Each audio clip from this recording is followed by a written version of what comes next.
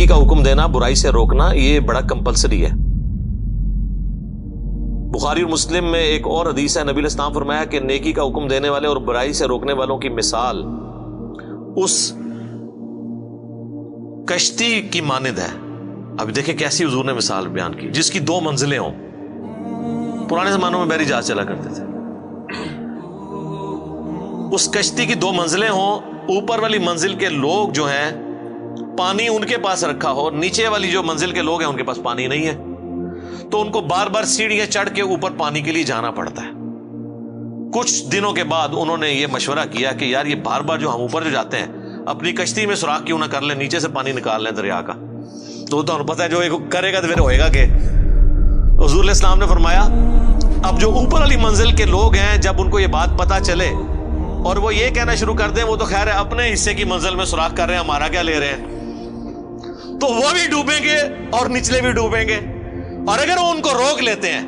تو خود بھی بچ جائیں گے، ان کو بھی بچا لیں گے۔ حضور نے فرمایا یہ مثال ہے نیکی کا حکم دینے اور برائی سے روکنے کی، کہ جو لوگ نیک وہاں پہ موجود ہیں اگر وہ برائی سے باقی لوگوں کو نہیں نہ روکتے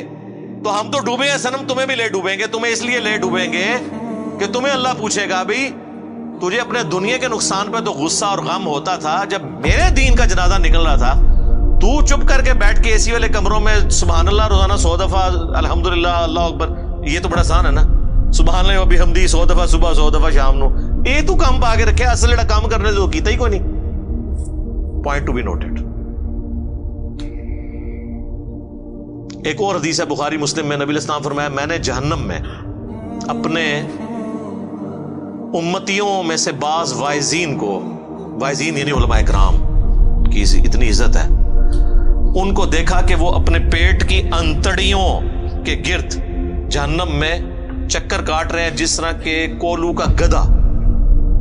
عرب میں نا وہ آج بھی ہمارے انٹیریئر پنجاب کے اندر اب تو بہت کم ہو گیا یہ چیز، بہت بیکورڈ ایریا میں ہوتا ہے کہ وہ بیل کو چلا کے نا تو گندم کے سٹے رکھ دیتے ہیں، وہ ان کے اوپر جب وہ پڑتا ہے ان کا پاؤں تو وہ ان کے دانے لادا ہوتے ہیں، تو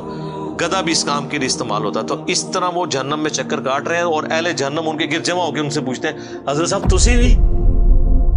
آپ تو ہمیں نیکی کا حکم دیتے تھے، تو چلو ہمارا تو سمجھ آتا ہے کہ ہم نے آپ کی باتوں پہ عمل نہیں کیا اور ہم بھی جہنم میں آپ کے ساتھ ہیں، آپ کیوں پہنچ گئے ہیں؟ تو کہیں گے کہ ہم بس کہتے ہی تھے آپ کو، کر دے ہو یہ جو تسی کر دے ہو، اسی لیے کہتے ہیں نا کہ وہ کام نہ کرو جو مولوی کرتا ہے، وہ کام کرو جو مولوی کہندا ہے، کیا وہ عموماً ٹھیک ہی ہوتے ہیں کہانیوں کو چھوڑ کے۔ اور بعض روایتوں میں یہ ہے کہ جو سننے والے ہیں وہ جنت میں پہنچ جائیں گے، وہ کہیں گے حضرت آپ کی ہم اتنی تقریریں سن کے جنت میں ہیں اور آپ خود جہنم میں ہیں، وہ کہیں گے وہ آپ نے تو عمل کر لیا، ہم نے عمل نہیں کیا۔ ٹھیک ہے، تو یہ اسلام جوڑوں کی اندر ہے، امر بالمعروف و نہی عن المنکر جوڑا ہے، نیکی کا حکم دینا برائی سے روکنا، علم اور عمل بھی جوڑا ہے، خالی علم نو چٹنا ہے اگر عمل نہیں کیا، اور خالی عمل کا کیا کرنا ہے اگر وہ علم کی بنیاد پہ نہیں ہے کہ جو طریقہ نبی علیہ السلام نے بتایا تھا اس کے بغیر آپ عمل کرتے رہے تو وہ عاملۃ ناصبہ، عمل کر کر کے تھک جائیں، جتنا مرضی ٹکریں مارتے رہے، بغیر وضو کے آپ نماز پڑھتے رہے، نماز تو کوئی نہیں ہونی جب تک آپ کو طہارت کے مسائل نہیں پتا ہوں گے، نماز کا طریقہ نہیں پتا ہوگا۔ تو یہ پیرلل میں دونوں چیزیں کمپلسری کمپلیمنٹری جڑی ہوئی ہیں۔ تو امر بالمعروف و نہی عن المنکر اس اعتبار سے بہت ہی امپورٹنٹ ہے۔ ایک اور حدیث ہے بڑی زبردست جامعہ ترمذی کے اندر کہ سیدنا ابوبکر صدیق رضی اللہ تعالیٰ عنہ نے یہ آیت تلاوت کی، یا ایھا الذین آمنوا علیکم انفسکم لا یضرکم من ضل اذا اہتدیتم، اے ایمان والو تم اپنی جان کی فکر کرو، تمہیں کوئی نقصان نہیں پہنچا سکے گا جو خود گمراہی پر ہے، تم اپنا کام سیدھا رکھو۔ اور حضرت ابوبکر نے کہا کہ تم یہ آیت پڑھ کے یہ سمجھتے ہو کہ تم خود نیکی کا کام کرتے رہو، جو برائی کرتے ہیں ان کا وبال تم پہ نہیں پڑے گا، تو یہ مطلب نہ لینا ہے اس آیت کا، کیونکہ میں نے خود رسول اللہ سے سنا تھا کہ اگر کہیں پہ لوگ موجود ہوں اور وہ برائی کو دیکھتے ہوں اور برائی کو روکنے کی کوشش نہ کریں تو عنقریب اللہ ان سب پہ عذاب بھیج دے گا، اور وہ دعا کریں گے ان کی دعائیں بھی قبول نہیں ہوگی، یعنی نیکوں کو بھی رگڑا لگ جائے گا۔ پھر اس آیت کا کیا مطلب ہے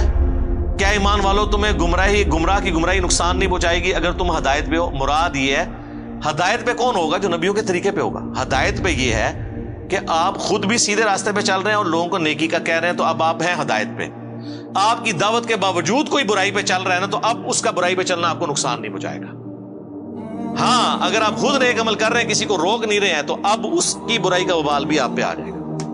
تو دیکھیں صحابہ کرام جو ہے نا، وہ کس طرح حضرت ابوبکر نے خطبہ دے کے کہا کہ ایسا غلط مطلب نہیں جائے لے لینا کہ جی بس میں سیدھا ہوں، بس ٹھیک ہے، باقی جان جدھر مرضی، میرا کہ لینا دینا۔ یہ اس صورت میں ہوگا جب آپ ان تک بھی بات پہنچا دیں اور پھر بھی وہ نہ مانے، پھر ٹھیک ہے، آپ کو کوئی نقصان نہیں ہوگا ان کی وجہ سے،